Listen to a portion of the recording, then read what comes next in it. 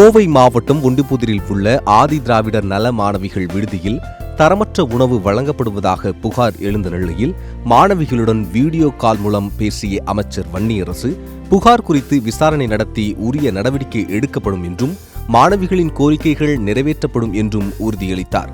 மேலும் விரைவில் நேரில் சந்திப்பதாகவும் அவர் தெரிவித்தார்.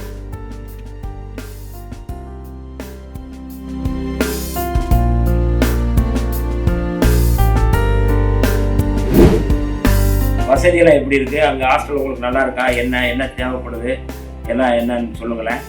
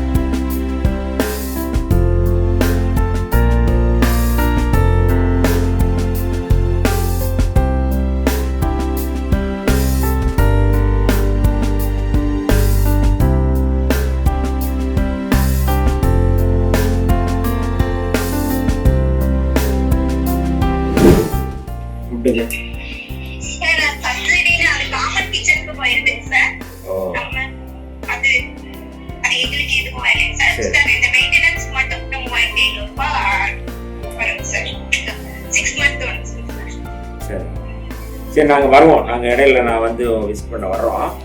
சரிங்களா? வரும்போது